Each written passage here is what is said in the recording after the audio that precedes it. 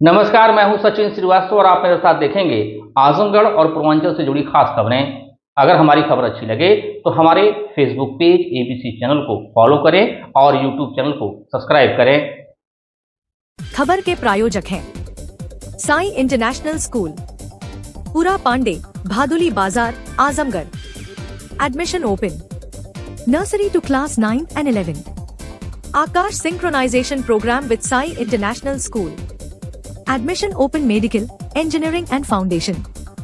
GD Global School Kartalpur Bypass, Azamgarh.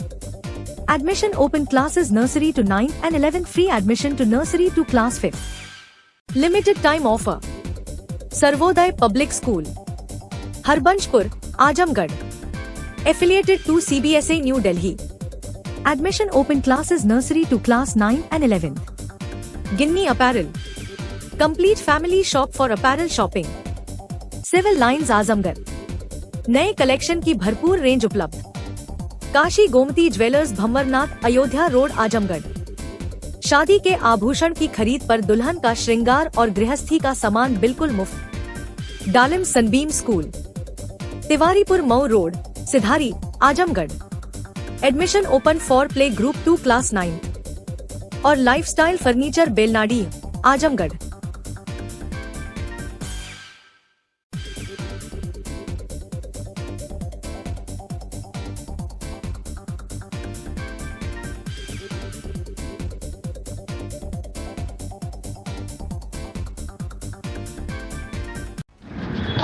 खबर आजमगढ़ से, जहां हरिऔध कला केंद्र में आयोजित जन आक्रोश महिला सम्मेलन में उत्तर प्रदेश सरकार के प्रभारी मंत्री एवं कैबिनेट मंत्री अनिल राजभर मुख्य अतिथि के रूप में शामिल हुए। उन्होंने सम्मेलन में उपस्थित महिलाओं को संबोधित करते हुए विपक्षी दलों पर महिलाओं के अधिकारों के साथ विश्वासघात करने का आरोप लगाया। मीडिया से बातचीत के दौरान उन्होंने कहा कि 16 और 17 अप्रैल को संसद में महत्वपूर्ण विधेयकों का विरोध कर कांग्रेस, समाजवादी पार्टी, टीएमसी और डीएमके ने देश की आधी आबादी के हितों के खिलाफ काम किया है। उन्होंने इसे विपक्ष की महिला विरोधी मानसिकता का स्पष्ट प्रमाण बताया। उन्होंने कहा कि प्रधानमंत्री नरेंद्र मोदी ने स्पष्ट रूप से कहा है कि नीति निर्माण में महिलाओं की भागीदारी उनका अधिकार है, कोई उपकार नहीं। ऐसे ऐतिहासिक अवसर में बाधा डालने वालों को आने वाले चुनाव में महिलाओं के आक्रोश का सामना करना पड़ेगा। सम्मेलन में केंद्रीय गृह मंत्री अमित शाह के बयान का उल्लेख करते हुए कहा गया कि परिसीमन से किसी भी राज्य को नुकसान नहीं होगा और दक्षिण भारत का प्रतिनिधित्व सुरक्षित रहेगा। उन्होंने विपक्ष पर भ्रम फैलाने का आरोप लगाया। राजभर ने समाजवादी पार्टी पर धर्म आधारित आरक्षण की असंवैधानिक मांग उठाने का आरोप लगाते हुए इसे तुष्टीकरण की राजनीति बताया है। उन्होंने कहा कि यह प्रक्रिया को टालने का एकमात्र बहाना है। उन्होंने कहा कि भारतीय जनता पार्टी महिलाओं को उनका अधिकार दिलाने और लोकतंत्र को मजबूत करने के लिए प्रतिबद्ध है तथा महिला विरोधी ताकतों के खिलाफ संघर्ष जारी रखेगी। प्रेस वार्ता के दौरान मंत्री अनिल राजभर ने विद्युत उपभोक्ताओं के समक्ष स्मार्ट मीटर को लेकर आ रही समस्या पर कहा कि मुख्यमंत्री जी ने जांच टीम का गठन किया है। 1-2 दिन में रिपोर्ट आने के बाद जिन उपभोक्ताओं के घरों पर स्मार्ट मीटर लगा है उनकी समस्या का समाधान किया जाएगा। आजमगढ़ जिले में मुख्यमंत्री सामूहिक विवाह योजना में बड़े पैमाने पर हुई अनियमितता पर जिले के प्रभारी मंत्री ने कहा कि इसकी जांच कमिश्नर स्तर से अधिकारी या फिर जिले के बाहर के अधिकारियों से कराई जाएगी, जिससे कि सच्चाई सामने आ सके। कार्यक्रम में प्रदेश उपाध्यक्ष नीलम सोनकर, जिलाध्यक्ष आजमगढ़ ध्रुव सिंह, जिलाध्यक्ष लालगंज विनोद राजभर सहित कई अन्य पदाधिकारी और बड़ी संख्या में महिलाएं भी उपस्थित रहीं। क्या कुछ कहना है अनिल राजभर कैबिनेट मंत्री का, सुनिए। सबसे पहले तो माननीय प्रधानमंत्री श्री मोदी जी की सरकार का हम लोग अभिनंदन करना चाहते हैं, स्वागत करना चाहते हैं। महिला सशक्तिकरण का एक जीवंत उदाहरण प्रस्तुत करने का काम श्री मोदी जी की सरकार ने किया है। राजनैतिक रूप से देश की मातृशक्ति आत्मनिर्भर बन सके, इसका अभियान जो मोदी जी की सरकार ने नारी शक्ति बंधन अधिनियम के रूप में देश के सामने लाने का जो काम किया था, जिसका समर्थन प्रारंभ में प्रतिपक्ष के लोगों ने भी किया था, भैया पीछे आप लोग शांत रहिए। अरे भैया दरवाजा बंद करा दीजिए, कहाँ रैली बनाए। लेकिन जब निर्णायक समय आया तो प्रतिपक्ष का महिला विरोधी चेहरा बेनकाब हो गया देश के सामने और देश की मातृशक्ति के सामने। आज देश में माताओं और बहनों के मन में एक बड़ा आक्रोश देखने को मिल रहा है। जिस तरह से एक गहरी और बड़ी साजिश करते हुए देश की संसद में इंडी गठबंधन के लोगों ने और ख़ास तौर पे समाजवादी पार्टी और कांग्रेस पार्टी के लोगों ने माताओं बहनों को धोखा देने का काम किया, माताओं बहनों की पीठ में छुरा घोंपने का काम किया और नारी शक्ति बंधन अधिनियम के खिलाफ वोटिंग करके इसको कानून बनने में जो बाधा पैदा किया, ऐसे प्रतिपक्ष के खिलाफ आज देश के अंदर एक बड़ा आक्रोश देखने को मिल रहा है। और मुझे लगता है कि आने वाले समय में ये आंदोलन और बहुत बड़ा रूप लेने जा रहा है। आप सब लोग देखिएगा कि प्रतिपक्ष का कोई नेता, कोई कार्यकर्ता, शायद माताएं बहनें उनको सड़क पर भी ना निकलने दें। महिला सशक्तिकरण इस देश के अंदर हमने मीडिया ट्रायल के रूप में तो देखा है, अखबारों के संपादकीय में हम लोगों ने बहुत बार पढ़ा है और बड़ी बड़ी सरकारें, बड़े बड़े नेता उनके मंच से महिलाओं को सशक्त बनाने की बातें भी बहुत देश ने सुना है, माताओं बहनों ने भी सुना है।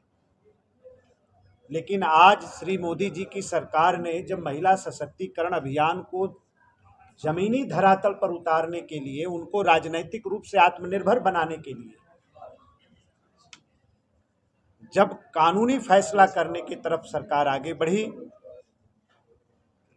तो महिला विरोधी चेहरा जो प्रतिपक्ष का है, महिला विरोधी जो मानसिकता प्रतिपक्ष की है, वो एक बार फिर देश के सामने उजागर हुई है। आज मातृशक्ति आक्रोशित हैं, मातृशक्ति सड़क पर हैं और आगे आने वाले समय में ये एक बहुत बड़े आंदोलन का रूप लेने जा रहा है। विपक्ष तो कह रहा है कि गंभीर थी बिल पास कराने के लिए, 23 में जब बिल पास हो गया तो इस पे नया परिसीमन लगाने के लिए क्या जरूरत था? विपक्ष तो कह रहा सरकार तैयार है। देखिए, ये जब पहले बार ये अधिनियम आया देश की संसद में, तो प्रतिपक्ष ने क्या कहा कि इतना देरी क्यों कर रहे हैं,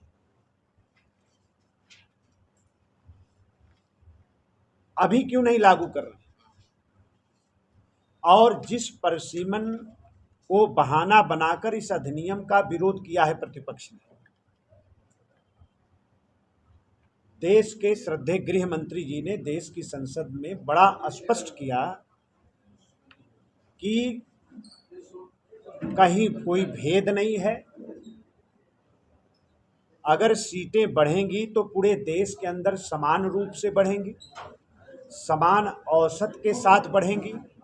है स्मार्ट मीटर की लूट से, और सरकार ने भले अब नए स्मार्ट मीटर नहीं लगा रहे हैं, लेकिन जो लग गए हैं वो एकदम हर परिवार परेशान इससे। अब बिल्कुल आपकी बात पूरी तरीके से जायज़ है, एक कैबिनेट मंत्री के रूप में मैं उसको स्वीकार भी करता हूं, जनता को परेशानी भी हुई है, इसका संज्ञान श्रद्धेय मुख्यमंत्री जी ने लिया है। अभी बनारस में मीटिंग भी उन्होंने किया और इसको पूरी तरीके से रोकने की बात, और जो लग गया है उसको लेकर भी क्या फैसला करना है, एक कमेटी का गठन मुख्यमंत्री जी ने कर दिया है। 1 सप्ताह का समय दिया है। मुझे लगता है कि 1-2 दिन में रिपोर्ट आ जाएगी, तो जो पुराने मीटर भी लगे हैं उस पर भी सरकार एक नई व्यवस्था देने जा रही है। मंत्री जी, बड़ा घोटाला सामने आएगा, यहाँ के अधिकारियों को हटा।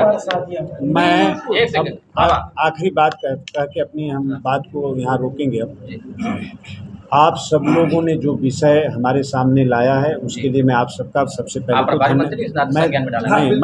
मैं धन्यवाद करता हूँ इस बात का। दूसरा, सरकार की छवि के साथ खिलवाड़ करने का किसी भी अधिकारी को न कोई हक है, न अधिकार है, न कोई छूट है। आप सब लोग जो बात कह रहे हैं, मैं कमिश्नर के स्तर पर इसकी जांच करा दूंगा और या तो जिला के बाहर की टीम बनाकर हम इसकी जांच करा देंगे और जो भी इसमें शामिल होगा उसके खिलाफ सख्त से सख्त कार्रवाई सुनिश्चित करेंगे। और किसी भी अधिकारी का नंबर नहीं उठता है, जब भी फोन करिए तो उनका कोई बाबू उठाता है तो वो कहता है साहब बिजी है, ये है, बाद में जल्दी किसी भी अधिकारी, चाहे वो पुलिस का हो, चाहे डीएम हो, चाहे एसडीएम हो, किसी का नहीं। इस बात को आप सब लोगों ने भी सुना होगा कि माननीय मुख्यमंत्री जी ने इस बात को बड़ा गंभीरता से लिया। इसलिए लिया कि कई बार ये विषय विधानसभा में भी उठाए गए हैं और उसके बाद बड़े सख्त आदेश दिए गए। आप सभी लोगों से मेरा अनुरोध है, ये प्रेस कॉन्फ्रेंस का हिस्सा नहीं है। हमको अलग से कुछ अधिकारी आप चिन्हित करके देंगे कि ये फलाने इन लोगों का नंबर नहीं उठता है, निश्चित मैं कार्रवाई कराऊँ। खबर आजमगढ़ से, जहां जन आक्रोश महिला सम्मेलन हरिऔध कला भवन में संपन्न होने के बाद भारी संख्या में महिलाओं ने हरिऔध कला केंद्र से कलेक्ट्रेट चौराहे तक पैदल मार्च निकाला और कलेक्ट्रेट चौराहे पर नारी बंधन अधिनियम का विरोध करने वाले राहुल गांधी, अखिलेश यादव, ममता बनर्जी का पुतला फूंककर अपने आक्रोश का प्रदर्शन किया। इस दौरान पूर्व सांसद नीलम सोनकर ने कहा कि विपक्षी दलों के इस कदम से महिलाओं के मन में गहरा जन आक्रोश है। उन्होंने आरोप लगाया कि कांग्रेस और सपा की मंशा कभी भी महिलाओं को अधिकार देने की नहीं रही है। वे नहीं चाहते हैं कि महिलाओं को लोकसभा और विधानसभा में 33% आरक्षण की हिस्सेदारी मिले। पूर्व विधायक वंदना सिंह ने कहा कि 16, 17 और 18 सितंबर के दौरान जब नारी शक्ति वंदन अधिनियम बिल पेश किया गया तो विपक्षी दलों, विशेषकर कांग्रेस और समाजवादी पार्टी ने इसका कड़ा विरोध किया।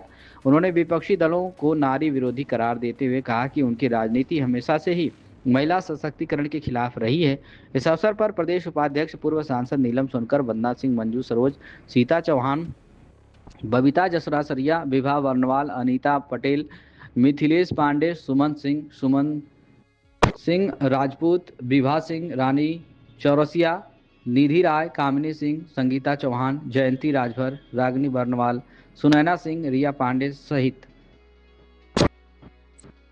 संचित चौहान, दुर्गा देवी, अलका सिंह मौजूद रही। क्या कुछ कहना है मीडिया से बातचीत में नीलम सोनकर, पूर्व सांसद, और वंदना सिंह, पूर्व विधायक का, आप सुनिए।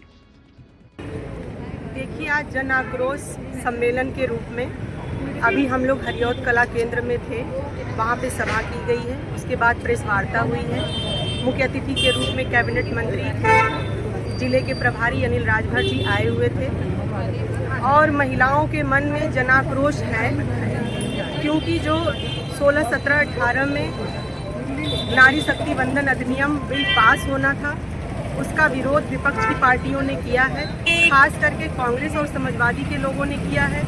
उनकी कभी मंशा ही नहीं रही है कि महिलाओं को आरक्षण मिले और महिला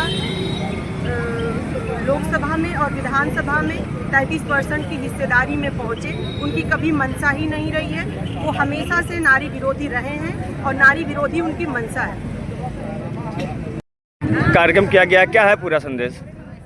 आज हमें सभी बहनों के लिए, आज जो 100 सालों में नहीं हुआ था, जो कभी नहीं हुआ था, माननीय हमारे यशस्वी प्रधानमंत्री जी के द्वारा आज महिला आरक्षण 33% हम लोग को सदन में मिलने जा रहा था, जिसमें विपक्ष ने पुरजोर उसका विरोध किया। उसकी कभी भी मंशा नहीं थी कि हम महिलाओं के लिए आरक्षण हो। और शुरू में तो उन्होंने 23 में बोला कि मैं इसके साथ हूँ, लेकिन जब वक्त आया तो उनकी मंशा सारा देश ने देखा।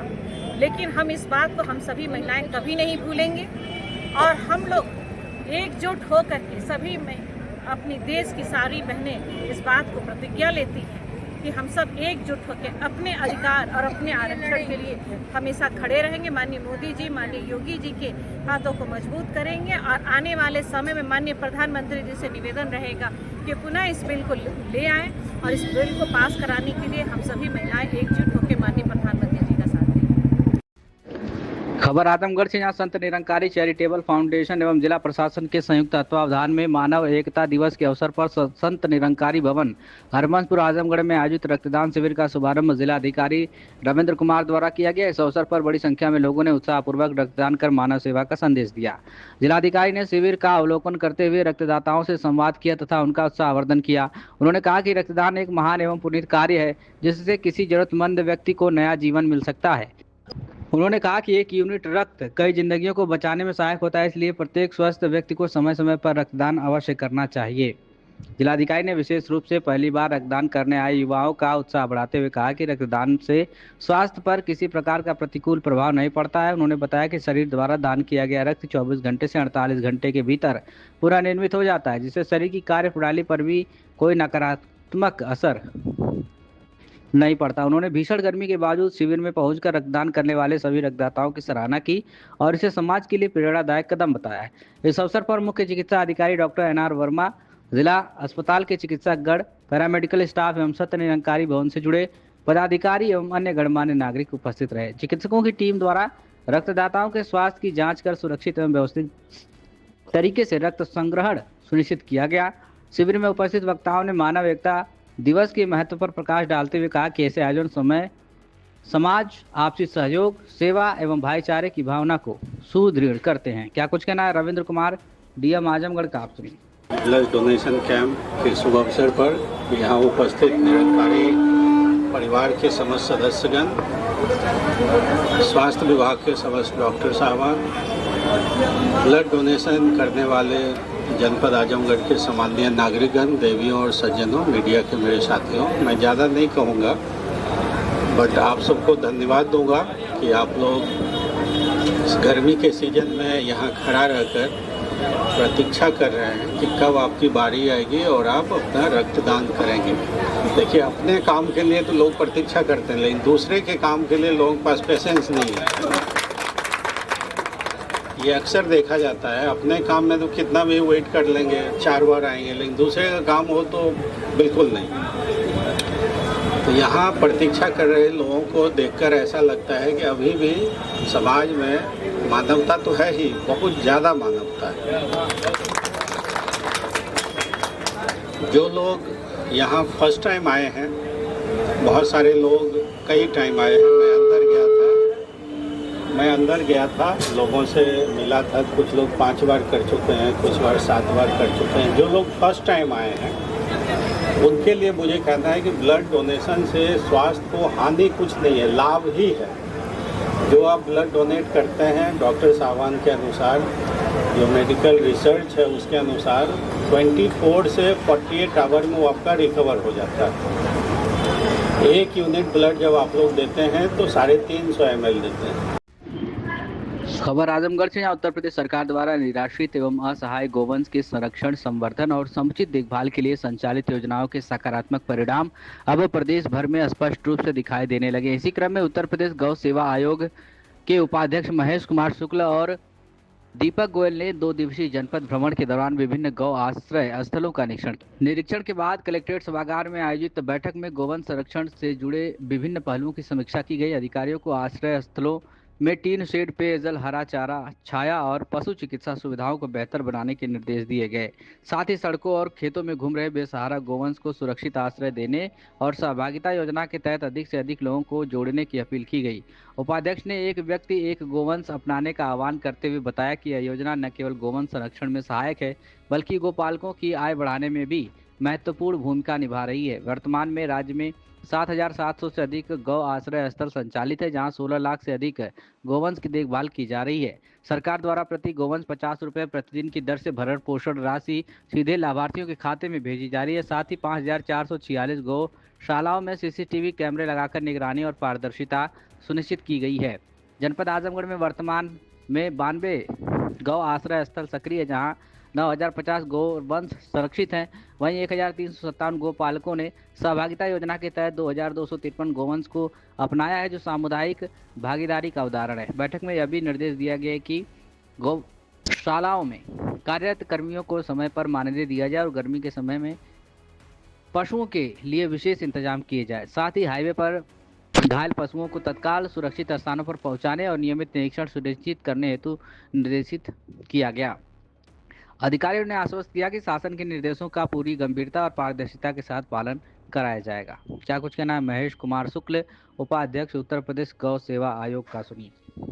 ये बैठक इसलिए की गई है कि जो गौशालाएं हमारी संचालित हो रही हैं, हमारी उत्तर प्रदेश के माननीय मुख्यमंत्री गोवंश के प्रति प्रतिबद्ध हैं, गौ प्रेमी हैं।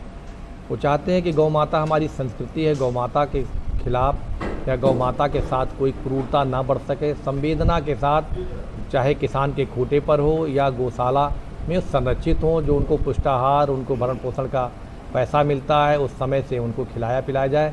संवेदनाओं के साथ गौ माता को स्वस्थ रखा जाए। इन्हीं सब विषयों को लेकर निरीक्षण किया गया है। आज गर्मी बढ़ी है तो उनके बचने के लिए हीट ना हो तो उसके नीचे पुआल लगाया जाए, थर्माकोल लगाया जाए, पानी की व्यवस्था किया जाए, चूने की सफाई डाली जाए, साफ़ सफाई की व्यवस्था किया जाए, नंदियों को अलग रखने की व्यवस्था किया जाए और समाज के लोगों को आग्रह करते हुए कि हमारी गौ माता को सहभागिता योजना के अंतर्गत ज़्यादा से ज़्यादा लोग अपने खूंटे पर ले जाएं, जिसमें 50 रुपया सरकार उनको मानदेय 50 रुपया भरण पोषण के लिए देती है। भारत की अकेली ऐसे उत्तर प्रदेश सरकार है जो इस प्रकार की व्यवस्था सुनिश्चित करती है। सर, आपने भ्रमण कितने गौशालाओं किया था? मैं 4 गौशालाओं का भ्रमण किया। तो क्या कमियां पाई गई, क्या निरीक्षण में निकल गया है? वहाँ पर क्या मिला? निरीक्षण में हम निरंतर सुधार के लिए आए हैं, हम संतोष करने नहीं आए हैं। हम जब निरीक्षण करते हैं तो मैं वहाँ निर्देशित करता हूँ, वहाँ की व्यवस्था सुनिश्चित करता हूँ कि गौ माता को और संवेदना के साथ और इनके जीवन को सुखमय और कैसे बनाया जा सकता है। कमियाँ नहीं, उन्हें हम कैसे और अच्छा से अच्छा कर सके उस दिशा में चिंतन करते हैं। सर, एक सुझाव। बहुत अच्छा सवाल, इसीलिए मैं आप सबसे संपर्क में आना चाहता था, आपसे बात जानना चाहता था। आज जब ये जन चेतना बनेगी, गाय हमारी है, संस्कृति हमारी है, हमारे लोग अगर तस्करी करते पाए जाएंगे, पुलिस से दुस्साहस करेंगे, मुठभेड़ करेंगे तो मुठभेड़ में मारे जाएंगे। कड़ी कार्रवाई करने की व्यवस्था है। बड़ी संख्या में आपके जनपद में भी गो तस्करों के खिलाफ जिन लोग इस प्रकार का दुष्चक्र करने का प्रयास किया है, उनके साथ कार्रवाई की गई है और कठोर कार्रवाई की जाएगी। सर, मॉर्टिनगंज में सर FIR होता है ईओ के ऊपर, इसके बाद भी ईओ ऑलरेडी वहीं पे पड़े हुए हैं। देखिए, हमारे यहाँ एक न्यायपालिका की व्यवस्था है। हमने FIR करवाई थी और सस्पेंड किए गए, लेकिन हमारा देश संविधान से चलता है, कानून से चलता है। हाई कोर्ट ने उनको स्टे दिया है, तो मैं हाई कोर्ट से पर कोई टिप्पणी नहीं कर सकता। लेकिन यह आप दूसरी बात सोचिए कि उत्तर प्रदेश में एक गजटेड ऑफिसर के ऊपर FIR होना, सस्पेंड होना, जांच बैठना, क्या आप मानते हैं कि सरकार हमारी कहीं इस मामले में ढीला रवैया अपनाती है? कठोर कार्रवाई करने के संकल्पों को पूरा दिखाती कि नहीं दिखाती है? आप बताएं। सर, एक अपील जनता से जानना चाहूँगा जो आपकी तरफ से मैसेज हो। मेरा अपील यही है आजमगढ़ की जनता से, ये ऋषि मुनियों की धरती है, गौ सेवकों की धरती है, गौ माता आपकी है, संस्कृति आपकी है। आप अपने गौ माता को अपने खूंटे पर बांध के रखें, उनका पोषण करें, संवेदना के साथ उनको रखें। किन्हीं भी कारण आप गोवंश को छोड़ें ना। और लोगों से आह्वान करता हूं कि इतनी बड़ी जनता यहाँ पर है, बहुत बड़ा और कम गोवंश है, 10,000 के आसपास अभी गोवंश संरक्षित हैं। एक किसान एक गाय को ले जाए, अपने खूंटे पर रख कर सेवा करेगा तो गौशाला खाली हो जाएगा और हमारी संवेदना भी बचेगी, हमारी संस्कृति भी बचेगी। सर, अगर किसान अपना भूसा और हरा चारा दे, बाकी हमारे पास इतना पर्याप्त पैसा है, जितने गोवंश हैं, हम किसानों से संपर्क करके हमारे प्रधान, सेक्रेटरी, ग्राम सेवक, BDO, EO समस्त लोग मिलकर, SP, थानेदार, दरोगा मिलकर, समाज सेवी, जनप्रतिनिधि, पत्रकार वहाँ पर जो गौशालाओं में भूसा दान कराएं। दान नहीं कर सकते तो उसके लिए सरकार के द्वारा 7 रुपया प्रति किलो हिसाब से वहाँ सेक्रेटरी, प्रधान मिलकर उन्हें पेमेंट करेंगे। भौतिक सत्यापन के साथ स्टॉक हो जाएगा। इसके नाते हमारी सरकार ने योजना बनाई है कि 1 साल के लिए अभी से ही भूसा हमें कलेक्ट करना है, अभियान चला के करना है, पैसा देकर, समाज सेवियों से मिलकर, सबसे मिलकर 1 साल में जितनी भूसे की ज़रूरत है उतना भूसा स्टोर कर लिया जाए।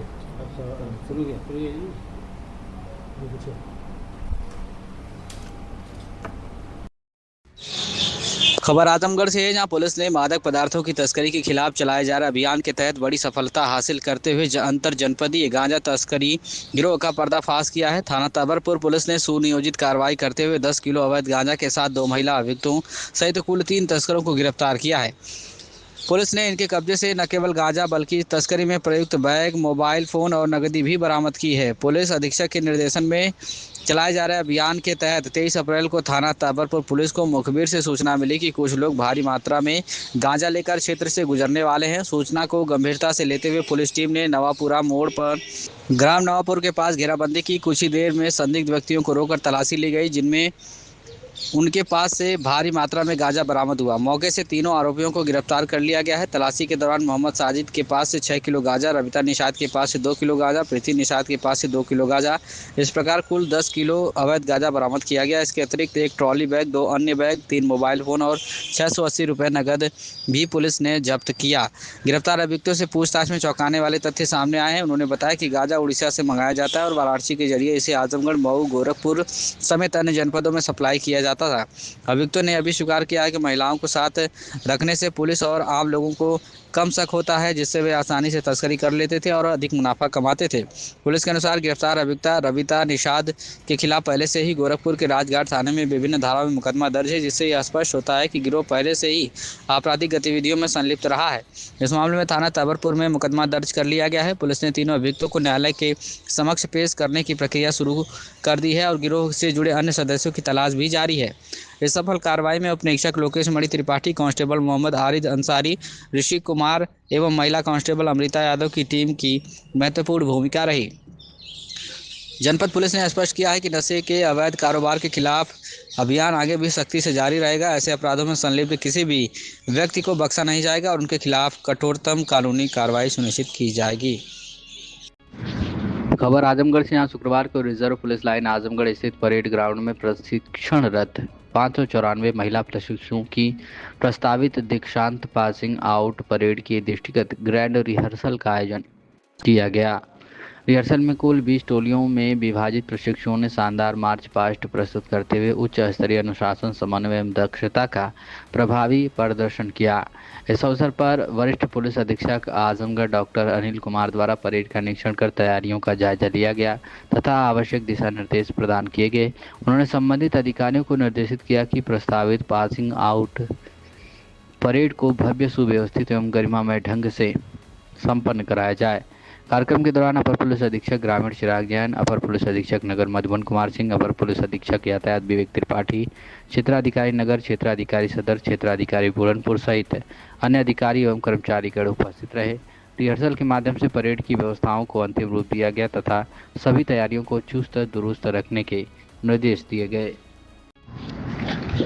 खबर आजमगढ़ से, जहां गुरुवार को जिला ओलंपिक एसोसिएशन आजमगढ़ एवं क्षेत्रीय खेल कार्यालय आजमगढ़ के संयुक्त तत्वावधान में आजमगढ़ के खेल संघों के समन्वय से प्रथम चरण में 8 खेलों का प्रथम जिला ओलंपिक स्पोर्ट कार्निवाल का उद्घाटन जोश एवं उत्साह से लवरेज माहौल में विधान परिषद सदस्य भारतीय जनता पार्टी के प्रदेश उपाध्यक्ष विजय बहादुर पाठक ने दीप प्रज्वलन के बाद खिलाड़ियों से परिचय प्राप्त करते हुए एथलेटिक्स, बैडमिंटन, बास्केटबॉल, कबड्डी, योगासन की प्रतियोगिताओं का उद्घाटन किया। जनपद में पहली बार आयोजित होने वाले प्रथम जिला ओलंपिक स्पोर्ट कार्निवाल को लेकर खिलाड़ियों में काफ़ी उत्साह है। स्थानीय खिलाड़ियों के साथ साथ दूर दराज के गांव एवं कैफी आजमी स्पोर्ट एकेडमी मेजवा के खिलाड़ी भी कार्निवाल में प्रतिभाग कर रहे हैं। 23 अप्रैल 2026 को प्रारंभ होकर 30 अप्रैल 2026 तक चलने वाले इस आयोजन में athletics, basketball, badminton, kabaddi, kho kho और कुश्ती का आयोजन स्थानीय स्टेडियम में किया जा रहा है, जबकि स्केटिंग राहुल सांस्कृत्यायन जन इंटर कॉलेज लच्छीरामपुर एवं योगासन की प्रतियोगिता मंगलम मैरिज हॉल सिधारी पर आयोजित है। यह जानकारी संयोजक दिनेश कुमार सिंह, जिला ओलंपिक संघ के सचिव अजिंद्र राय ने दी। प्रतियोगिता में कुल संभावित प्रतिभागियों की संख्या 1200 है। प्रतियोगिता को सफलतापूर्वक संपन्न करने के लिए तकनीकी रूप से दक्ष 60 निर्णायकों की टीम सहयोग के लिए मौजूद है। एक तरफ जहां एथलेटिक्स के लिए जिम्मेदारी मुजम्मिल अहमद को दी गई है, वहीं बास्केटबॉल में लक्ष्मण प्रसाद, बैडमिंटन में प्रज्ञा राय, कुश्ती में प्रवीण यादव, खो खो में राम सिंह, कबड्डी माया प्रसाद राय, योगासन अशोक गुप्ता तथा स्केटिंग शिवम यदुवंशी के नेतृत्व प्रतियोगिता संपन्न होगी। मुख्य अतिथि के समक्ष योगासन, एथलेटिक्स, बास्केटबॉल एवं बैडमिंटन की प्रतियोगिता प्रारंभ हुई। इस अवसर पर घनश्याम सिंह पटेल प्रदेश महामंत्री, किसान मोर्चा सुशील कुमार सिंह, भाजपा नेता ब्रजेश सिंह, उपसभापति आनंद देव उपाध्याय, माया प्रसाद राय, डॉक्टर एहसान अहमद, अबरार अहमद, उपाध्यक्ष राजेंद्र प्रसाद यादव, सुनील दत्त विश्वकर्मा, प्रभाकर सिंह, आशीष सिंह, योगेंद्र सिंह, अजय कुमार मौर्य आदि लोग मौजूद रहे। कार्यक्रम का संचालन संयोजक दिनेश कुमार सिंह रहे तथा समस्त के प्रति आभार उपाध्याय प्रवीण कुमार सिंह ने किया। मुख्य अतिथि ने ओलंपिक खेलों के महत्व पर जोर देते हुए कहा कि यह आयोजन सिर्फ जिले में खेल प्रतिभाओं को एक उचित प्लेटफॉर्म देने के लिए किया गया है। अपर जिलाधिकारी प्रशासन राहुल विश्वकर्मा ने कहा कि किसी भी प्रतियोगिता में प्रतिभाग करना महत्वपूर्ण होता है। GD global school, Kartalpur bypass, Azamgarh. Admissions open for session 2026 to 27. Classes nursery to 9 and 11 science, commerce, humanities. Free admission for classes nursery to 5th. Limited time offer. Contact us 9455211111 8795244555. Website www.gdglobalschool.in. Limited seats available. Apply now. Sarvodaya public school Azamgarh में आपका स्वागत है, जहां हर दिन एक नई शुरुआत होती है। यहां आपके बच्चे की अच्छी शिक्षा और बेहतर भविष्य के लिए नई शिक्षा नीति 2020 के अनुरूप पाठ्यक्रम है और इससे जुड़ी सभी सुविधाएं उपलब्ध हैं। यहां sports, horse riding, dance classes जैसी यूजफुल एक्टिविटीज तो होती ही हैं, साथ ही लाइब्रेरी, म्यूजिक और आर्ट एंड क्राफ्ट के थ्रू भी बच्चों की क्रिएटिविटी को स्पेशली बढ़ावा दिया जाता है। बच्चों को तकनीकी दुनिया से जोड़े रखने के लिए स्मार्ट क्लासेस, रोबोटिक्स और कंप्यूटर लैब्स उपलब्ध हैं। छोटे बच्चों के लिए अलग से प्ले सेट एरिया है और एक्टिविटी रूम की व्यवस्था है। सर्वोदय स्कूल में बड़ी क्रिकेट एकेडमी के साथ ही हेल्थ और वेलफेयर क्लब भी है, जहां पर बच्चों को सेहतमंद और खुश रखने की पूरी कोशिश की जाती है। 6th क्लास से गर्ल्स के लिए सेपरेट क्लासेस और बिल्कुल सुरक्षित स्कूल बस सर्विसेज, वो भी GPS के साथ सभी रूट्स के लिए अवेलेबल है।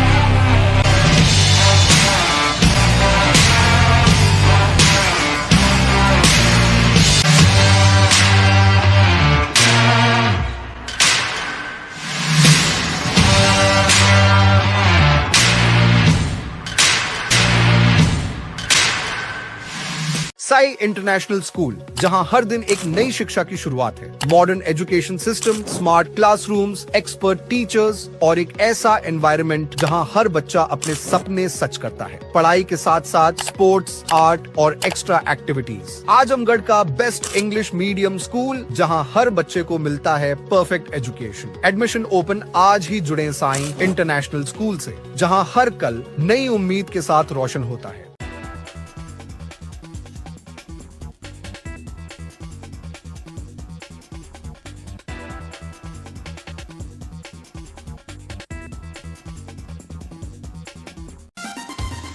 Kashi Gomti jewellers, A wing of Kashi Gomti group, निकट भंवरनाथ मंदिर, अयोध्या रोड, आजमगढ़। शादी के आभूषण की खरीद पर दुल्हन का श्रृंगार और गृहस्थी का सामान बिल्कुल मुफ्त।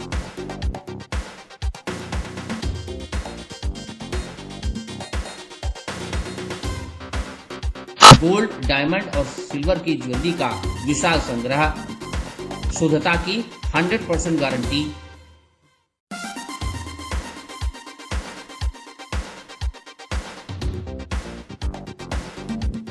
अपने खूबसूरत लम्हों को बनाएं और यादगार। पहुंचें काशी गोमती ज्वेलर्स, निकट भंवरनाथ मंदिर, अयोध्या रोड, आजमगढ़। ये है डालिम सनबीम स्कूल। डालिम सनबीम स्कूल एक सकारात्मक, आनंदमय और सृजनात्मक वातावरण में शिक्षा की नींव को मजबूत करता है। यहाँ बचपन की शुरुआत पॉजिटिव असेंबली और एंगेजिंग एक्टिविटीज के साथ होती है। यहाँ बच्चे tracing board, phoenix, early reading and writing, crafts and yoga को एक्सप्लोर करते हैं। स्मार्ट क्लासरूम्स के साथ साथ यहाँ सब्जेक्ट्स के अनुसार साइंस लैब, मैथ और कंप्यूटर लैब की भी सुविधाएं हैं। एक बड़ी लाइब्रेरी भी जो बच्चों में क्रिटिकल थिंकिंग को बढ़ाता है। स्पोर्ट्स जैसे कि बास्केटबॉल, वॉलीबॉल और स्केटिंग से बच्चे फिजिकली फिट रहते हैं। इंडोर गेम्स जैसे कि चेस और कैरम के जरिए बच्चे टीम वर्क सीखते हैं। ये वाराणसी के 50 साल से भी ज्यादा पुराने डालिम्स स्कूल की ही एक ब्रांच है। इसकी लोकेशन है तिवारीपुर सिधारी, आजमगढ़। Lifestyle Furniture, Belnadi, Azamgarh. सभी प्रकार के फर्नीचर एवं इलेक्ट्रॉनिक सामानों की भरपूर रेंज उपलब्ध। हमारे यहाँ EMI की सुविधा 0% ब्याज पर उपलब्ध। इलेक्ट्रॉनिक सामानों में LED TV, refrigerator, washing machine, air conditioner, air cooler, deep freezer, water cooler, mixer juicer, iron, fan, induction, battery, inverter, electric geyser, gas geyser, आटा चक्की इत्यादि। फर्नीचर के सामानों में बेड, गद्दा, सिंगारदान, अलमीरा, sofa, table, chair, rack, stool, संदीली, सीढ़ी, डाइनिंग टेबल, झूला आदि। शादी विवाह की हो तैयारी या ऑफिस और घर के लिए सामानों की करनी हो खरीदारी, पहुँचिए लाइफस्टाइल फर्नीचर, बेलनाडी, आजमगढ़।